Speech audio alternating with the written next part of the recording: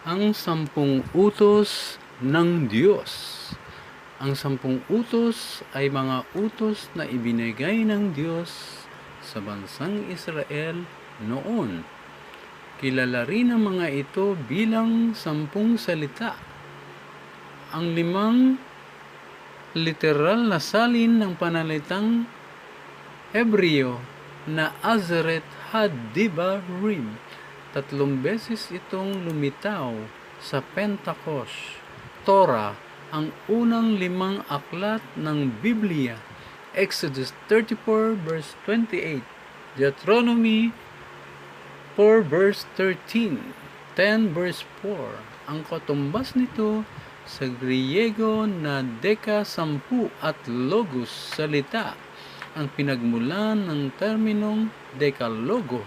Inukit ng Diyos ang 10 utos sa 2 tapyas na bato at ibinigay ito sa propeta niyang si Moses sa bundok Sinai.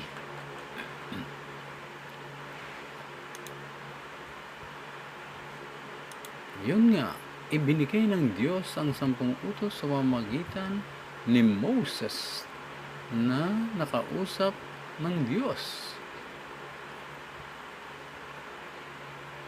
Binanggit kung paano sila inilabas ng Diyos sa Ehipto na dapat nilang sundin ang salita ng Diyos.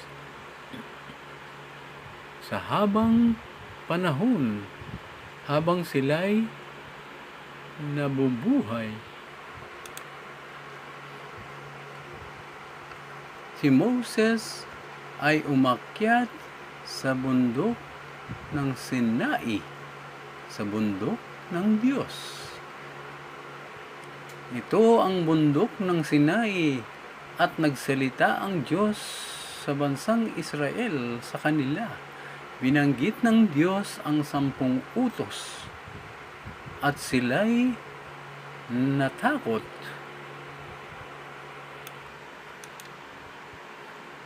Basahin natin ang salita ng Diyos. Sinabi sa Exodus 20 verse 1 to 17. Magandang balita, Biblia. Ang 10 utos.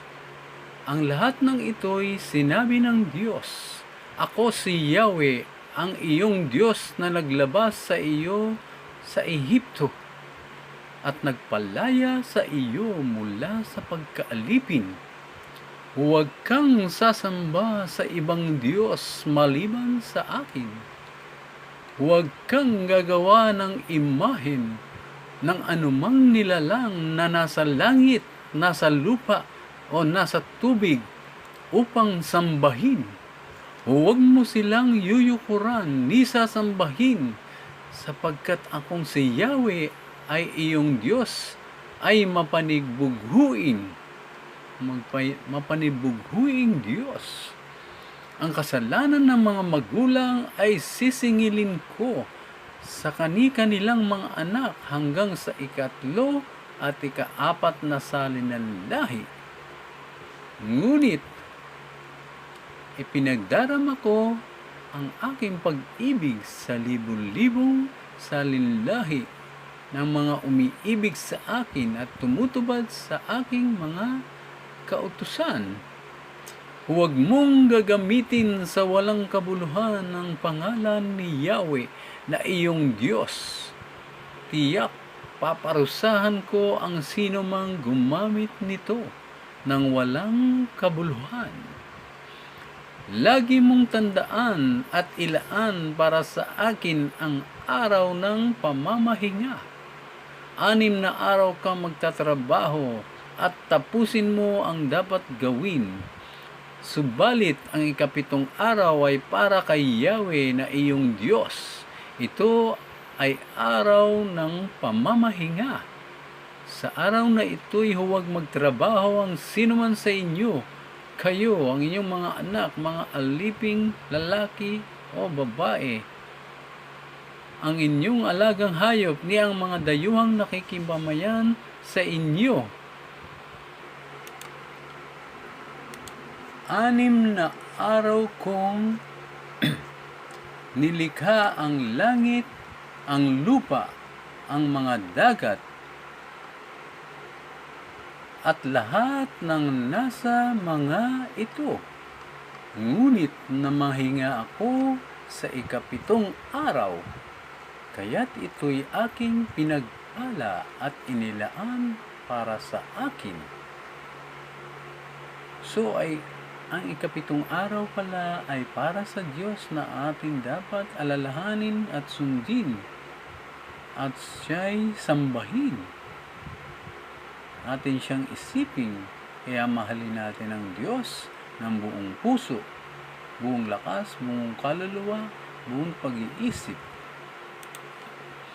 Igalang mo ang iyong ama at ina, sa gayoy mabubuhay ka ng matagal sa lupaing ibinibigay ko sa inyo. Huwag kang papatay, huwag kang mangangalunya, huwag kang magnanakaw, huwag kang sasaksi ng walang katotohanan laban sa iyong kapwa. Huwag mong pagnanasaang maangkin ng sambahayan ng iyong kapwa, ang kanyang asawa, mga alilang lalaki o babae, mga baka, asno o anumang pag-aari niya. Huwag mong pagnanasaang angkinin ang mga ito. Ang buod ng 10 utos. Marahil ang 10 utos ng Diyos kapag binigkas ay parang balewala sa atin. Parang alam na natin.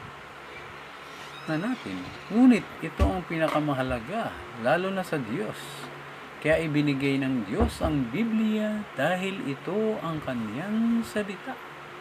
Nakasaad dito ang mga babala, mga salot na darating, na kung ating bibigyan ng pansin ay makaiiwas tayo. Iniwan sa atin ang kanyang salita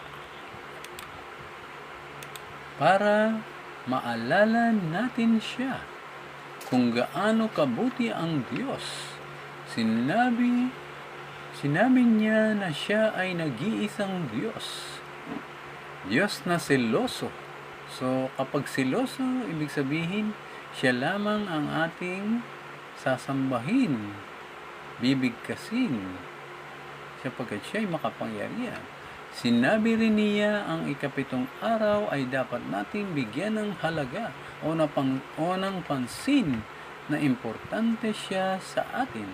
Ginawa niyang langit at lupa, mga bituin at mga iba't ibang planeta na kahanga-hanga. 6 na araw na ginawa niyang langit at lupa at siya'y namahinga sa 7 araw, kaya itinangi niya ito.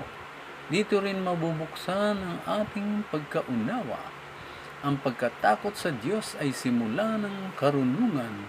Magiging maswerte tayo kapag sumusunod tayo sa Diyos at sa pagbibigay ng 10 o ayon sa itinakda ng ating puso. Sinabi ng Diyos, huwag tayong papatay, mangangalunya, magnanakaw, huwag sasaksi ng walang katotohanan sa ating kapwa. Ibig sabihin ay huwag tayong manira sa ating kapwa. Huwag nating hangarin ang hindi sa atin, tulad ng hindi natin asawa, ari-ari ang bagay o salapi. Lumapit tayo sa Diyos na may malinis na puso. Pusong mapagpakumbaba. Humingi tayo ng tawad. Tapat siya na tayo'y patatawarin sa ating mga kasalanan at magiging mabuti ang ating budhi o ang ating katauhan sa paningin ng ating Diyos. Kahit pa tayo ay sobrang sama, 100% na patatawarin niya tayo. Ito ang kanyang binigkas sa Biblia. Lahat ng kasulatan ay hiningahan ng Diyos at magagamit sa pagtuturo ng wastong aral, ng tamang aral, nag-aakay sa matuwid na pamumuhay. Si Kristo'y namatay para mahugasan ang ating mga kasalanan at nang patawarin tayo ng Diyos sa ating mga kasalanan. Siya ay babalik. Si Jesus ay babalik upang hatulan ang mga tao, mabuti man o masama. Ihiwalay niya ang mga masama sa kaliwa at sa kanan naman ang mga matuwid, ang mga sumusunod sa Diyos. Ang hindi makakapasok sa kaharian ng Diyos, una, ang mga buhong. Ito ang mga taong nagpasasa sa kahalayan, masamang hangarin, hindi naisip ang Diyos. Mga nagsusugal, puro gadget, at hindi nila iniisip ang Diyos. Puro mga makamundong bagay ang nasa isip nila. Kaya dapat natin mahalin ang Diyos ng buong puso, buong lakas, buong kaluluwa, buong pag-iisip. Dapat kahit saan tayo naroroon ay kasama natin siya. Lagi natin siyang iniisip at palagi natin siyang kasama upang hindi tayo matukso o magkasala. Lagi tayong magpatugtog ng mga Christian song o awiting espiritual ng tungkol sa Diyos. Kailangan natin maging matatag sa ating pananampalataya dahil sa huling panahon bago dumating si Jesus sa mga Kristiyano ay dapat magtiis. Marami ang manlalamig. Magtiwala tayo sa Diyos, huwag mawala ng pag-asa. Lumapit ng may kabanalan sa Kanya at mahalin natin ang ating kapwa gaya ng ating sarili. Kapag mahal natin ang ating Diyos, hindi tayo gagawa ng masama, lalo na sa ating kapwa. Salamat po sa inyong lahat, mga brothers and sisters, mga kapatid, kamag-anak o sino pa man. Pagpalain po nawa kayo ng Diyos na nasa langit. Lagi pong manalangin at magtiwala sa Diyos. God bless po. Kapag may knowledge, may power. Bye-bye!